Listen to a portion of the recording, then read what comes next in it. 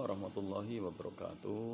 Teman semua yang berbahagia, saya akan sedikit memberikan tips tentang bagaimana trik membeli mobil bekas ya. Di depan saya ini ada satu unit mobil Ford Everest yang TDI ya, yang masih bospon. Ini tahun 2004 akhir, pajak jalan, mesin oke, bodi oke, kaki-kaki oke, intinya siap buat perjalanan jauh. Jadi diantara yang harus kita perhatikan dalam membeli mobil bekas, yang pertama adalah dilihat dulu bodinya ya. Jadi artinya mobil ini kan, kalau mobil-mobil bekas biasanya kalau apalagi yang udah tahun tua gitu ya, itu kan rawan yang namanya keropos gitu ya. Jadi kita perhatikan dulu, atau langkah pertama yang harus kita perhatikan adalah bodinya yang harus kita perhatikan. Kita lihat sekeliling bodi, kemudian kita pastikan bahwa mobil tersebut platnya masih tipis alias belum dempulan gitu ya. Terutama juga di bawah, di pintu bagian bawah. Biasanya yang suka mudah keropos itu pintu bagian bawah, kemudian di area spakbor ya. Ini kadang-kadang orang yang pakai mobil habis hujan-hujanan tidak langsung disemprot pakai air, itu juga cepat rawan atau cepat mendatangkan keropos gitu ya. Jadi itu yang pertama. Jadi mobil sebaiknya bodinya harus betul-betul bebas dari keropos, syukur-syukur bebas dari dempul gitu ya. Karena kadang-kadang ada mobil mesinnya bagus, bodinya udah dempulan atau banyak keropos bahkan. Ada juga sebaliknya, bodinya masih bagus, kemudian kaki-kaki masih bagus, sasis masih utuh, mesinnya udah ngebul gitu ya. Kalau bensin, terus kalau mobil diesel mesinnya udah ngopos. Ini kan dua permasalahan yang memang katakanlah kita ini kadang-kadang suka dihadapkan kepada hal-hal seperti itu. Jadi pastikan dulu yang pertama adalah keseluruhan bodi ya, itu harus katakanlah jangan sampai ada yang keropos, syukur-syukur tidak ada dempulannya sama sekali, itu berarti catnya masih original. Kemudian yang kedua adalah sasisnya ya, besi penopang dari keseluruhan berat bodi mobil dan juga penumpang ini juga harus betul-betul baik, masih bagus, belum pada keropos, belum pada pecah atau retak dan seterusnya. Jadi pertama bodi, yang kemudian kedua adalah sasis.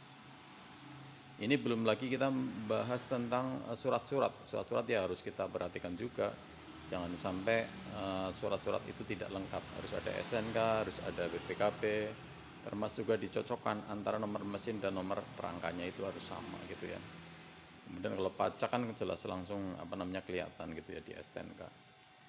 Kemudian yang berikutnya tidak kalah pentingnya, dan ini mungkin paling penting, adalah mesinnya gitu ya. Jangan sampai ketika kita beli mobil mesinnya udah jelek gitu ya, jelek dari segi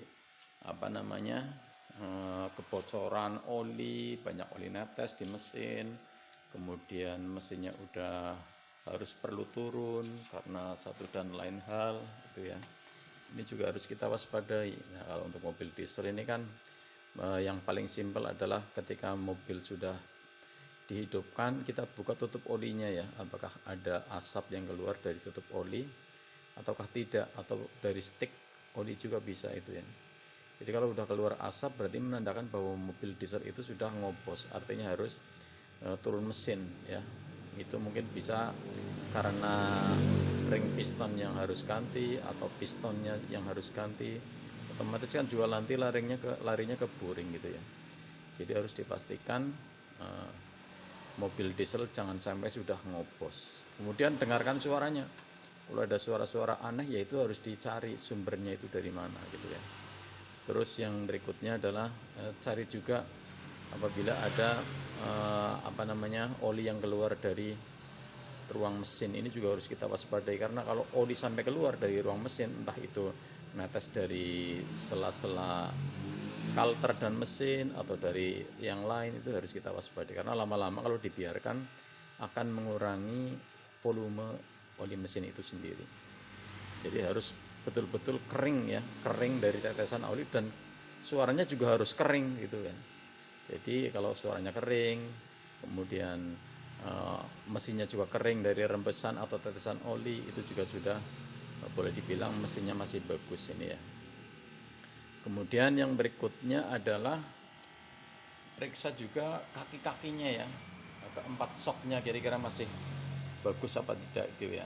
Karena kalau sampai sudah tidak bagus itu kan nanti menimbulkan biaya tersendiri nantinya. Jadi bukan mobil kemudian siap jalan tapi mobil siap ke bengkel. Nah, padahal kita misalnya baru beli gitu ya, walaupun bekas, tapi jangan sampai setelah kita beli mobil itu langsung masuk bengkel, harusnya langsung siap jalan seperti itu. Kemudian yang berikutnya setelah kita cek bodi, memutar dari belakang, depan, kanan, kiri, bawah juga terutama itu ya, siapa tahu ada kebocoran-kebocoran di dek bawah, itu juga nanti akan menimbulkan permasalahan tersendiri. Kemudian juga dari atap ya, atap yang ini di atas, kemudian dari karet-karet sudah ada sealernya apa belum. Kalau karet-karetnya udah pakai sealer berarti menandakan mobil itu sudah bocor, dan kalau dipakai hujan-hujanan bisa masuk ke dalam airnya. Itu jangan sampai ada kebocoran di karet-karet kaca. Kemudian yang berikutnya adalah tentu saja adalah dari interiornya ya. Interiornya apakah joknya masih orisinil atau sudah gantian, bahkan termasuk mungkin ini apa namanya cover joknya itu juga harus diperhatikan juga, karena cover jok juga bukan perkara yang ringan, itu mahal itu cover jok. Termasuk kemudian tentunya plafon. Setelah itu pastikan juga untuk panel-panel instrumen berjalan sebagaimana mestinya ya. Karena kalau ada saja panel instrumen yang tidak berjalan, tidak normal, yaitu nanti akan ada biaya tersendiri. Artinya harus memang pergi ke bengkel seperti itu. Jadi begitu ya akan semua. Nah ini kebetulan mobil saya ini insya Allah apa yang saya terangkan tadi istilahnya nggak ada permasalahan apapun ya. Jadi bodi insya Allah catnya juga masih ori nih. Cuma karena saya bukan showroom, ini tetap masih saya biarkan apa adanya. Kalau misalkan ada kayak gini noda-noda sedikit apa mungkin apa namanya terkelupas sedikit juga saya biarkan ya. Ini tinggal pakai aja ini tahun 2004 yang 4x2 ini, jadi pajaknya lebih murah.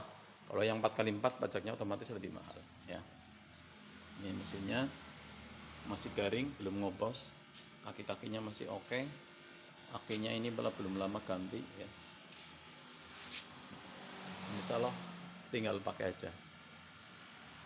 Ini CD saya sudah lama sekali, ini kurang lebih hampir 5 tahunan. Jadi mobil betul-betul saya udah tahu semuanya tentang histori bahkan dari sebelum dipakai saya, karena dulu ini bekas pengacara yang pakai ini ya.